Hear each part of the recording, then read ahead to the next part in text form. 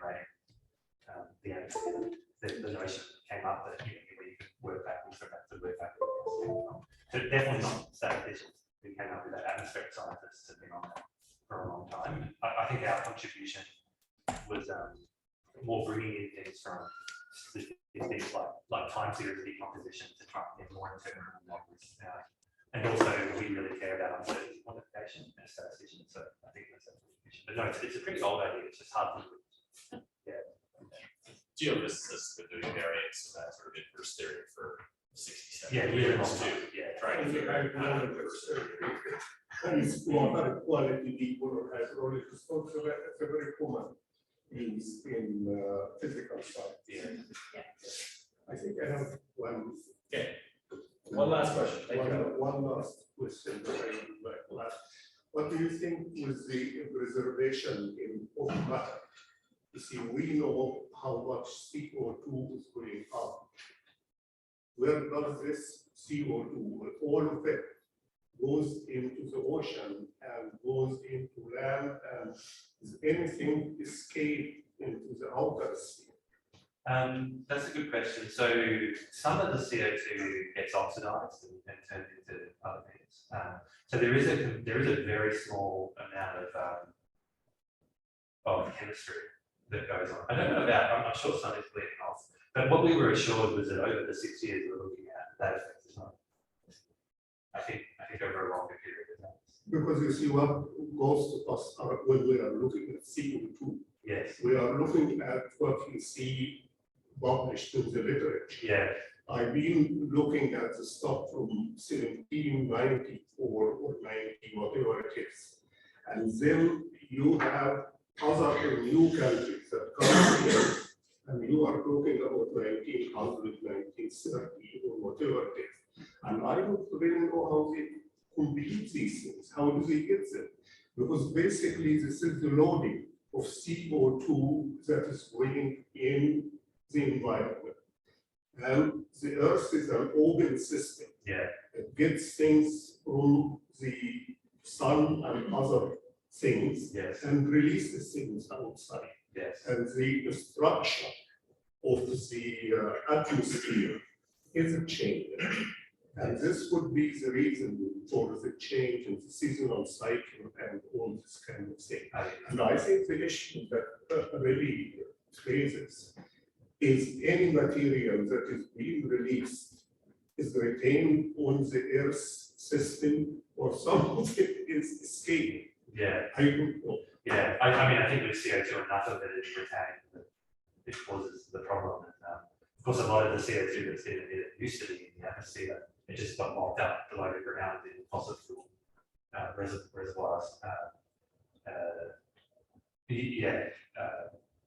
I mean, our study was quite looking at only 6 years is a pretty short time scale in the grand scheme of this stuff. So I don't really have that knowledge of the 100-year time scale on the rock. But yeah, thanks so much. Thank you, everyone. So we have our last session of the morning, and thank you to our two visitors who are joining us not only from the UK, but they've actually been hiding out with Cheryl's lab for the last month or so.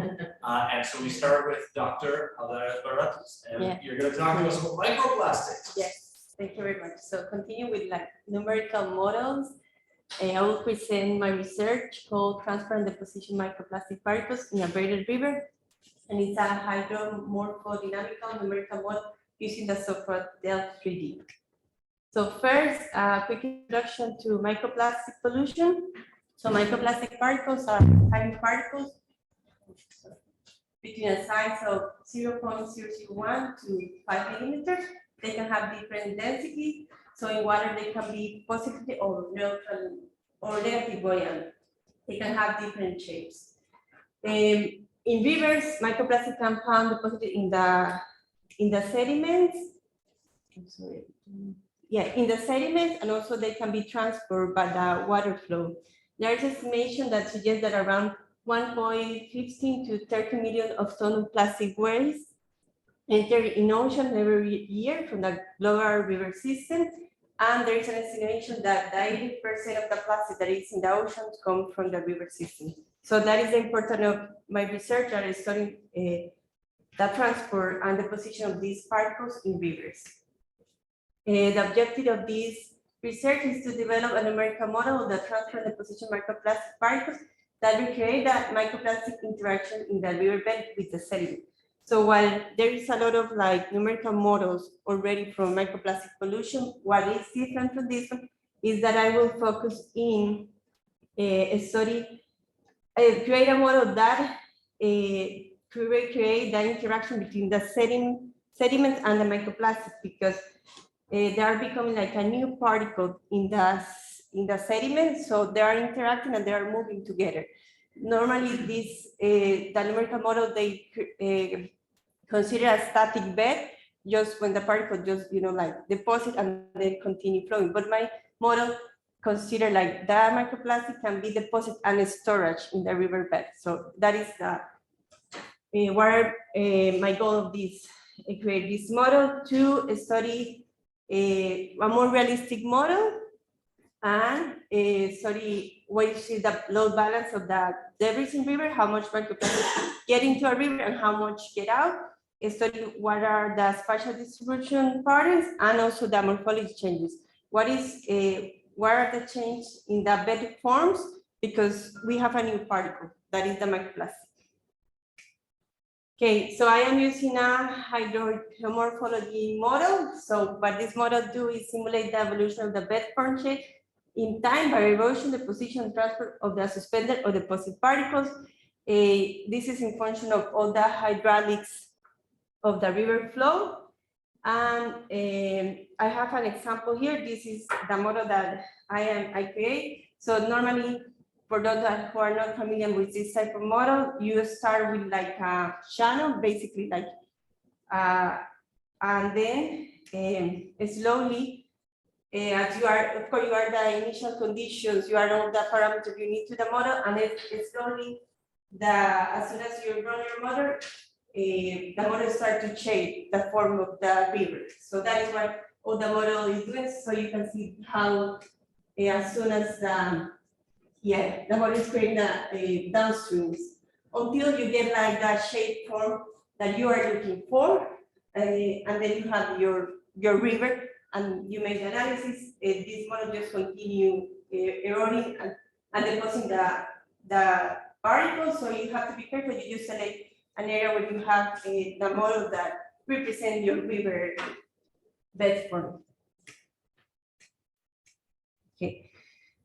Basically, so as I show, my study case is an artificial buried river. I selected because buried river accumulates more plastic than a linear channel. Also, this model has already been created, so it's a calibrated model. So what I use is an open model. I take it and just put microplastic. And then you can see this are the initial conditions, all the things that are considered to create the model. I run around 21 different tests, and then I am like selecting 3. So these are all the parameters that I use and the equation that I select in the model. I have 3 scenarios. This one is the base model that is without microplastic, and then I have 2, one with suspended load of 1,000 microplastic particles, and a second one with more plastic, like that, 3 times more plastic. Okay, so these are the results. You can see the 3 models. The first one is without microplastic, and the second and the third one with plastic. So you can see how the model understands that there is more plastic in the system. So if you start to compare the shapes, you can see that definitely like it's forming like different shapes of bed forms because it has more microplastic. So basically what happened, what we term that happened is what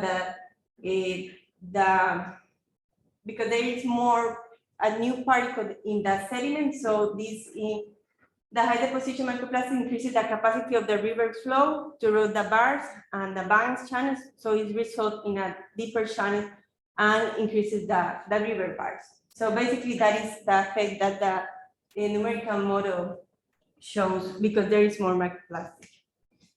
This is the temporal distribution of the suspended load. So to explain a little bit, this is the microplastic load. This is the amount of particles suspended in the river. and then you can see how slowly they are deposited, you know. And then, for example, you can have resuspension. So this means that there was a high resuspension in the river. And then you have here similar the deposit of the microplastic. So this is how you get like the model creates the deposition of microplastic particles. So in the time period that I studied, the microplastic never reached the end of the model.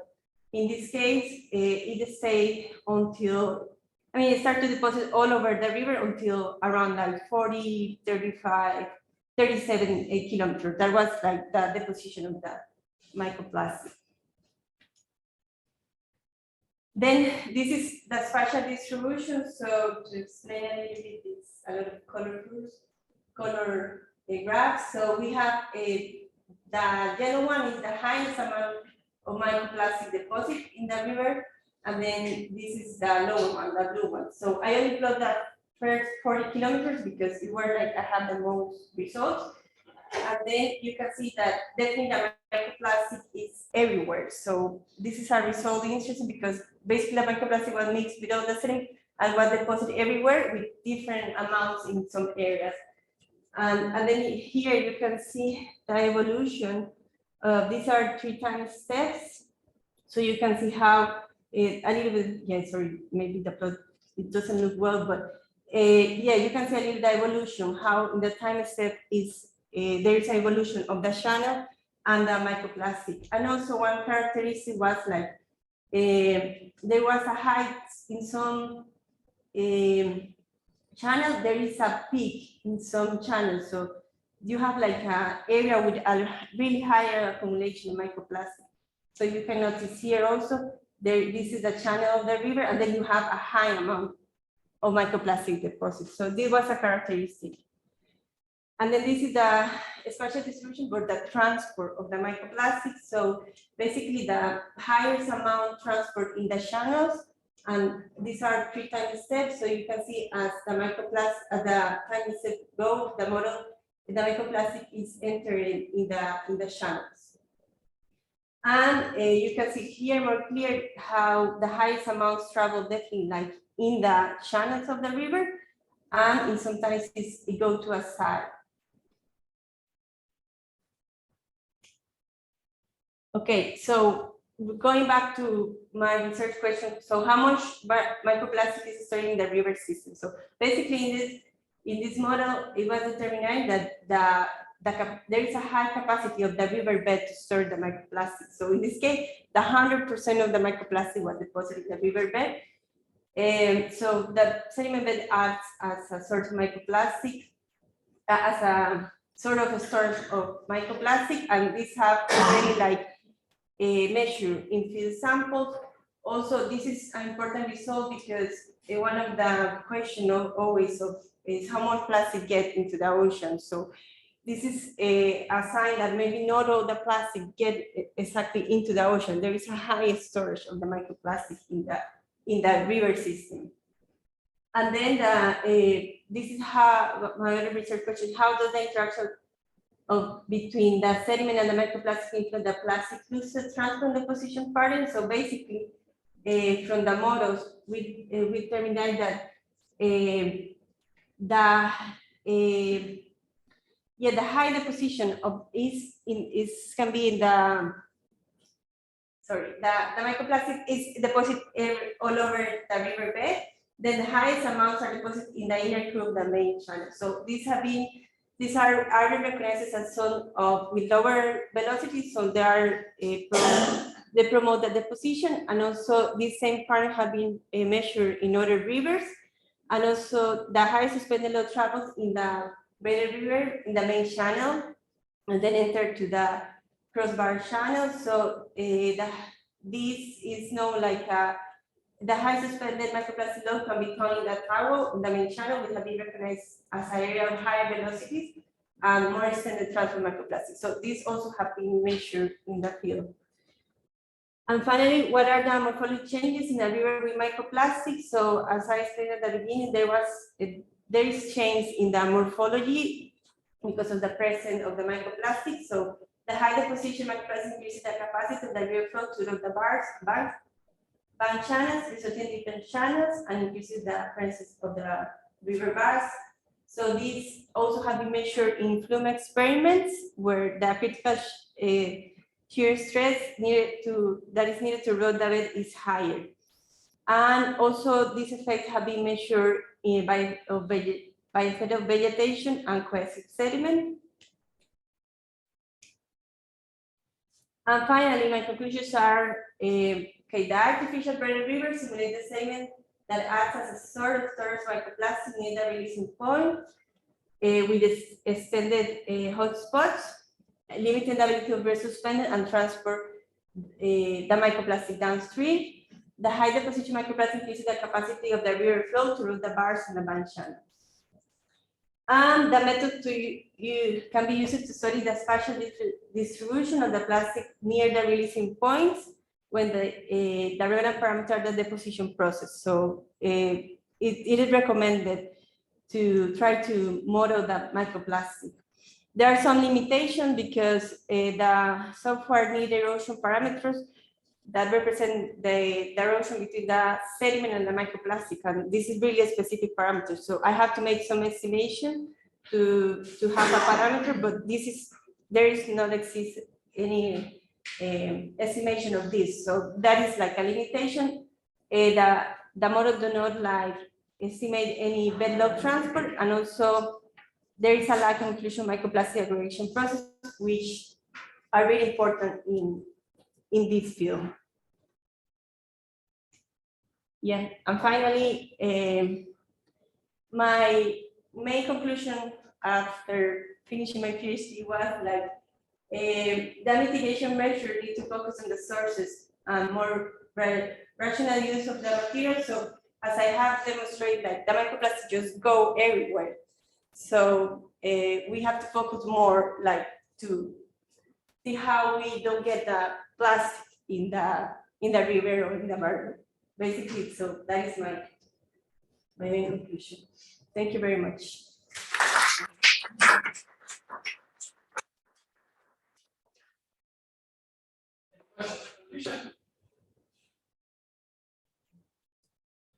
My last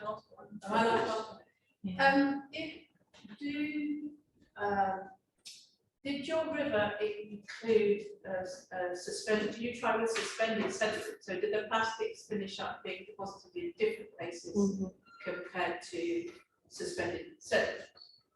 Yeah, no, my model start with like a river bed, a sediment bed, and it also was like, yeah, it also was suspended. So the sediment was suspended, and the bottom microplastic just the sediment cannot like suspended or a bed transfer.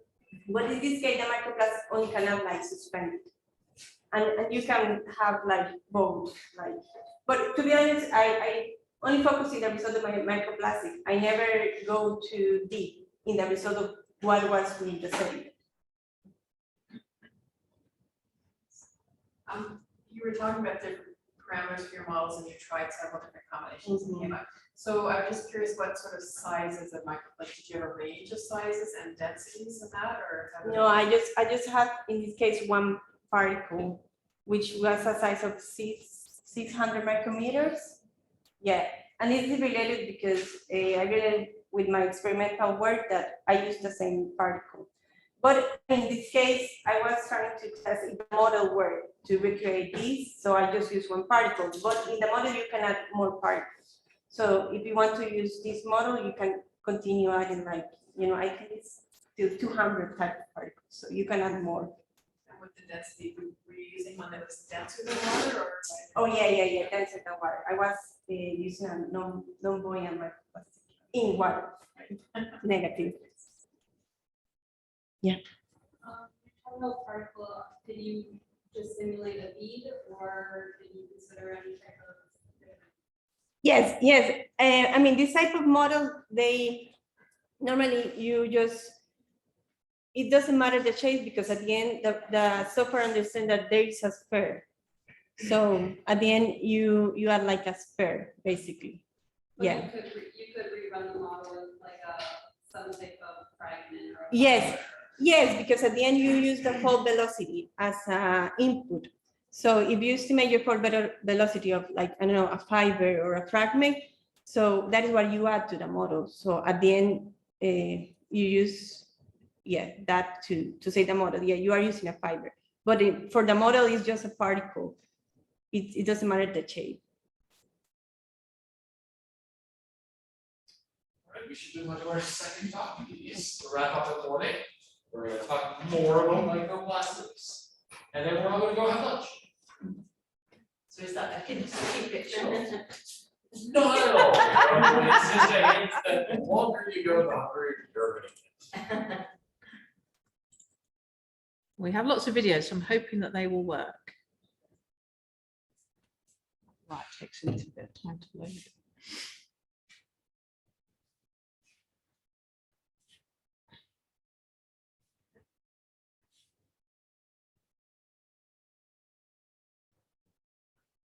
The suspense is killing you all, I can tell. Yeah. Hey, we got a progress bar. I know. It's getting there. Come on, Microsoft. Okay. All right, fantastic. Thank you. So thank you for having us, and like kind of we've been dipping in and out all week because, as was said, we are trying to also run experiments downstairs at the same time. So this is a big project. It's a 3-year project. We've been working on it for 3 months. So a lot of it is we're going to do all this. Okay, so you can kind of see where we think or hope we're going to. And it's you can just see it's a UK Canada collaboration on the project. So Lou's given us a great introduction to microplastics. They're generally small particles. The official definition is always that they're less than 5 millimeters in diameter, often quite low density. We are looking at smaller particles so that they are not only light and small, but they're also we're looking at ones that are readily transported by wind. And again, Lou mentioned, and you asked a question about the different shapes. So you have fibers, you have fragments, you have beads. So you can have, spheres, long, thin ones, and Cheryl will talk a little bit more about that in the second part of the talk. So we're interested in wind, we're interested in the atmospheric plastic cycle, and at both ends of the scale, so from hang on, I was looking for a pointer. Anyway, on the left-hand side, you've got the very short range scale, so it's kind of what's going on right at the bed with grains bouncing up and down and eventually particles getting into the atmosphere. And then you have something like this huge model, which is what's the global atmospheric plastic cycle doing. So a couple of key things here. I know it's small on here. The atmospheric pool of plastic, don't know, question mark. And then deposition to the land and entrainment from the land, question mark, question mark. So in terms of the cycle, the budget and the transport to and around the system, we've got some question marks that we need to do some work on. The rest of the talk is going to be focused on the left-hand side. It's really on the particle scale behavior. So in my head, the way this works is we pick a particle up, we move it, we put it down. So we can divide the system into three parts, if you like. So in terms of entrainment, way back when, before COVID, we came out to Trent and we did some wind tunnel experiments to look at, do different types of microplastic, are different shapes of microplastic more easily entrained by the wind than others? So I'm not going to say a huge amount about this, but the answer was yes. So it was easier to entrain both shapes of microplastic, but the fibers got up into the system and were transported further than the beads were. And we tried 2 different soils, the well-known blue sand that you see everywhere, and a soil. So the blue sand was just an experimental sand, but it worked very well as it was easy to pick the plastics out from it. So fibers are more easily transported than the beads, which is a useful thing to know. The other thing that, see if this works, there we go. that we look at is particles are not normally transported one at a time. So they are bounced around with, the plastics will be bounced around with the sand or with particles of soil. And as they do that, they interact with each other. So this is in an abrasion chamber, so it's a widely used bit of apparatus in aeolian research. And the red particles that you can see there, if I can, I'll just play the video again. The red particles are the plastics, so they're fluorescent red particles, and you can't see as well the non-plastic particles, because we just wanted to show you the trajectories that they achieve in the chamber. So if we want to understand how different microplastic sediment combinations work, we need to understand the pathway that the particle takes, particle surface interactions, and also particle collisions, so how they behave when they're working with each other, and then how many get impacted and ejected into the atmosphere, how many are stored, as Lou was talking about. And we need to do it in meaningful ways for different users. So meaningful for the people interested in particle transport, and meaningful for the people trying to quantify the whole global plastic cycle. So nothing too ambitious. Okay, and so to just give you an idea of the variability, this is exciting, hot off the press stuff that we did last week. So just to show you for sediments, the different sort of behavior that we get. So we have fine sediments on the left. Oh, sorry, I'll turn the volume down. Otherwise you get our, hang on, there we go. So I'll turn the volume off on them all, and then I'll play them. There we are. So the ones on the left are very fine sediments, and you can see it's a really stochastic, chaotic system within the chamber, which is also what you observe in the natural environment. So we're not simulating anything too weird. The one in the middle is a sort of middle-sized sediment, and the one on the right is a very coarse sediment. So you can see that the cloud and the behavior of the particles is different for each one. So what we've been doing the past couple of weeks is we're trying to understand the velocity and the sort of height of the cloud for the sediments. And this week we've been adding microplastics in to see whether the movement of sediments affects the movement of the microplastics, breakdown of the microplastics, and so on and so forth. There we go. So we are collecting lots and lots of data, and we will at some point be doing lots and lots of statistics and analysis on it, but we haven't done much of it yet. But the sorts of things that we can get are things like this. This is a mean vector velocity plot within the chamber, so that you can see particles are going up in the middle and towards the sides and then coming back, which is what you can see on the video, but this helps us to quantify the velocities that the particles are achieving vertically and horizontally. And we can produce plots that look like this. So this is every individual particle that we were counting at a different point in the chamber. So this is the middle, directly below the airflow. These are points to the left of the center plane, and these are to the right. And you can see that we get a lot of counts. We get particles moving in all sorts of different directions, but you can start to pick out trends. So happily on the right-hand side, mostly they're going to the right, and on the left-hand side, they're going mostly to the left, which is what we could see in the video. But what we are going to be faced with as we start analyzing the data is how do we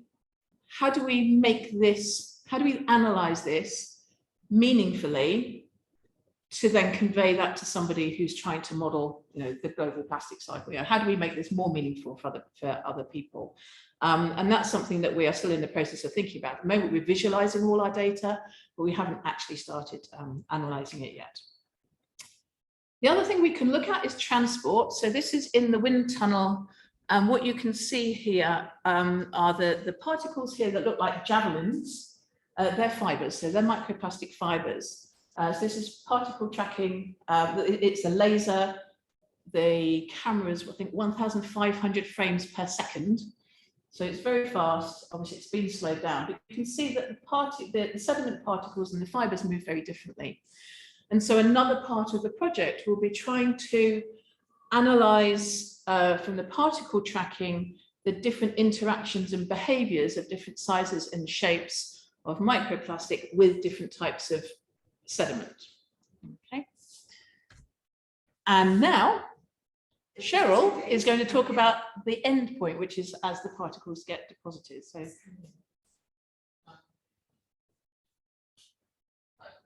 you can have fun.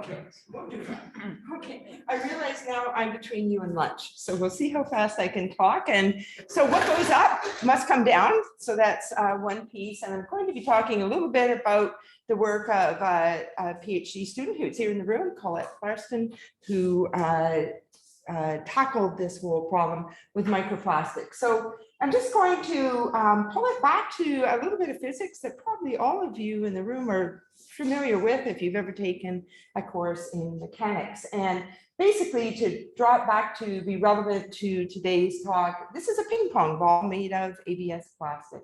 So that's what I want you to picture.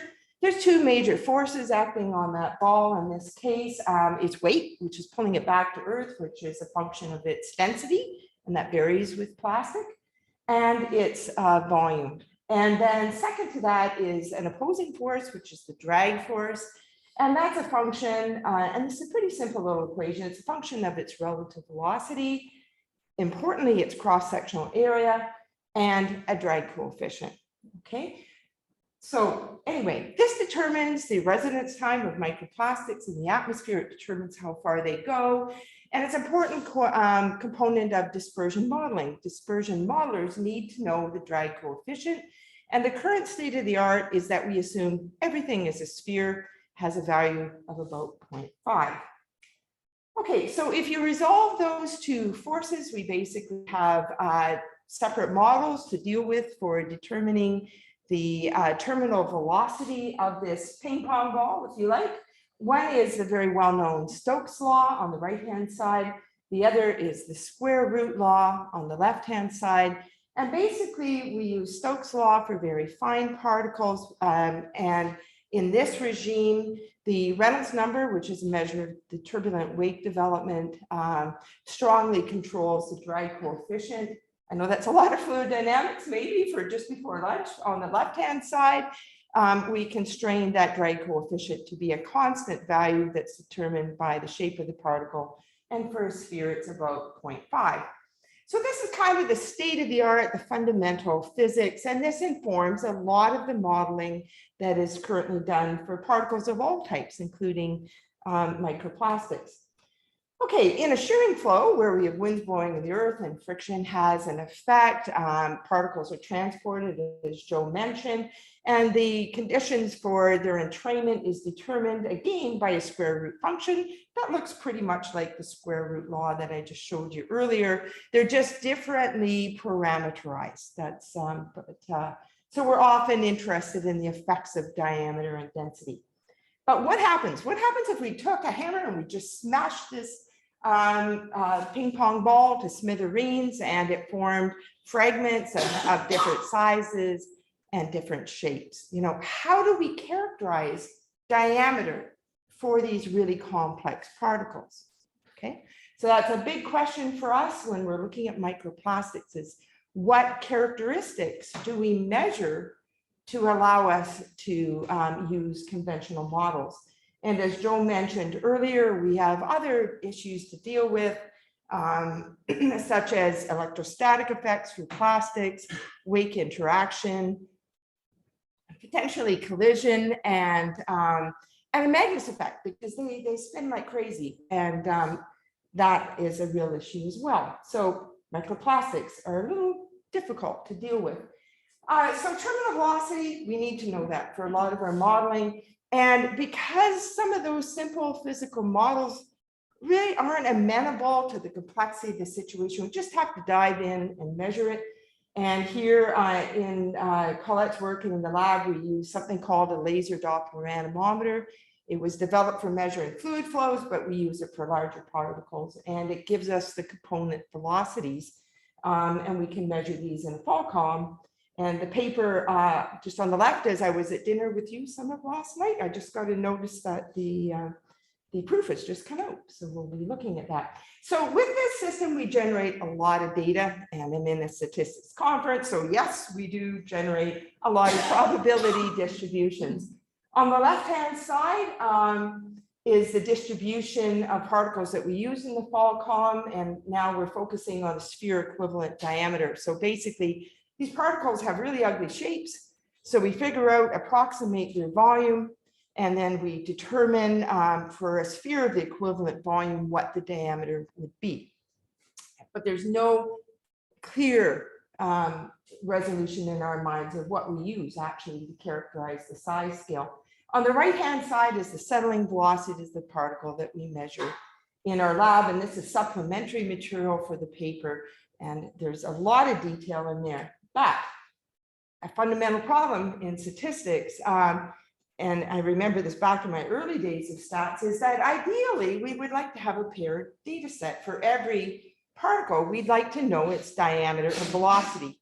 We can't get at that with the measurements that we currently make in the lab. We use a separate instrument to measure diameter and another instrument to measure velocities, and we're talking about subsamples of a particle population that are different.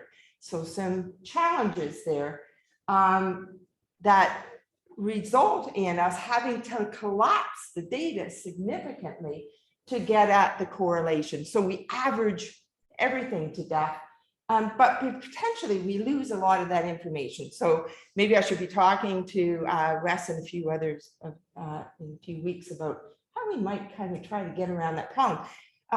As a person that largely makes measurements, I've done a lot of courses in experimental design and statistics. What I'd like to do and what I can do in the lab are sometimes different things. That's our big challenge.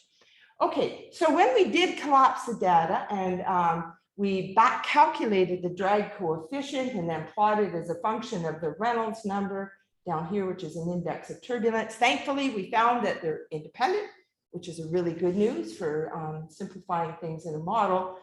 But if you look in any engineering textbook and you've seen a diagram like this, it's usually a beautiful, smooth, perfect curve. And there is a lot of variability in this data series.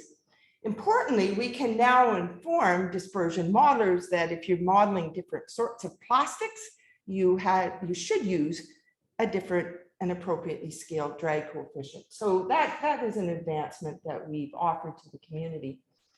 But as I said, there's a lot of variability. Where does this variability come from? Well, we have a fundamental problem that if you take a cylinder and you look at it on one end, it has one area. You look at it on the side, the area is different. And this thing is spinning as it's falling or it's moving through the atmosphere, which means that technically, the drag coefficient is changing through time. It's not a constant now. We usually think of it as a constant, but it's actually changing through time. And sometimes if we're looking at threads, they just, there's torque and they change their shape through time. So lots of complexities in this system. Now we can zoom in and use a different instrument known as particle tracking and high-speed photography. And we can try to recompose the pathways of these particles, but they're so complex, unlike natural particles, that we often have to do it manually.